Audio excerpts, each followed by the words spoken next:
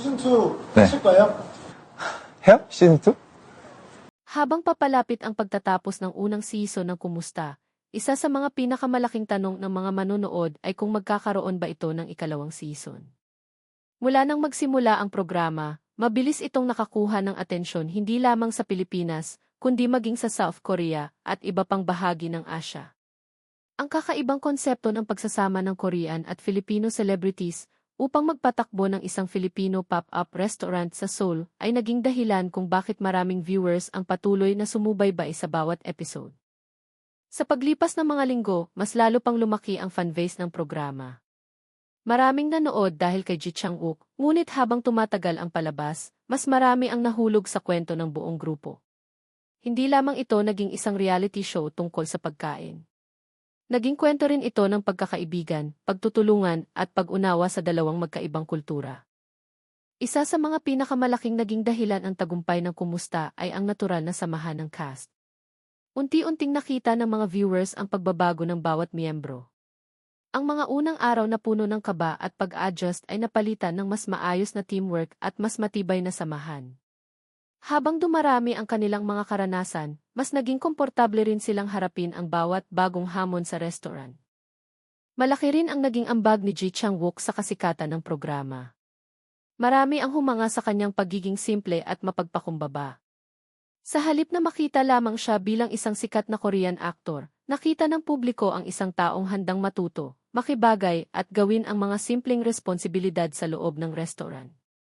Ang mga ganitong eksena ang naging dahilan kung bakit mas lalo siyang minahal ng maraming viewers.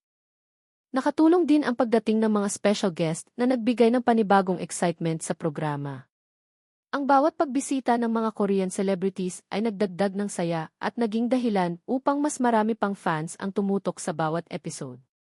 Dahil dito, mas lumawak ang audience ng Kumusta at mas marami ang naging interesado sa konsepto ng pagpapakilala ng lutuing Pilipino sa South Korea.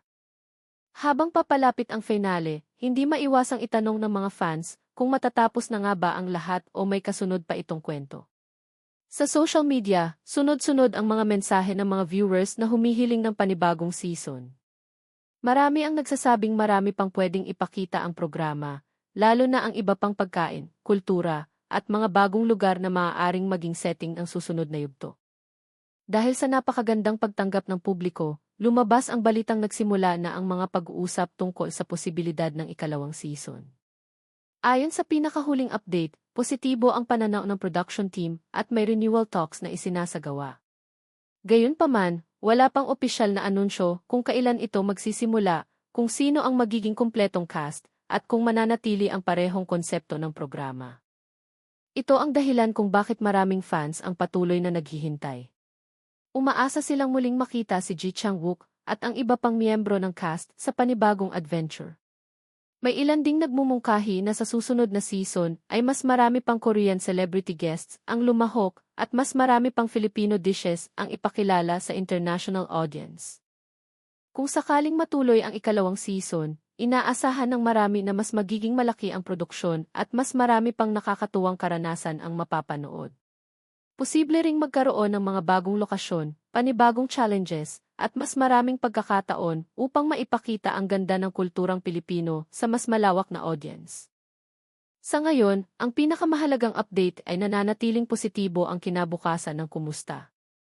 Bagamat wala pang opisyal na kumpirmasyon ng Season 2, malinaw na hindi pa nawawala ang interes ng publiko. Habang hinihintay ng lahat ang pinal na desisyon ng production team, patuloy na ipinapakita ng programa na kaya nitong paglapitin ang dalawang kultura sa pamamagitan ng pagkain, pagkakaibigan, at mga kwentong nabubuo sa bawat araw ng kanilang paglalakbay.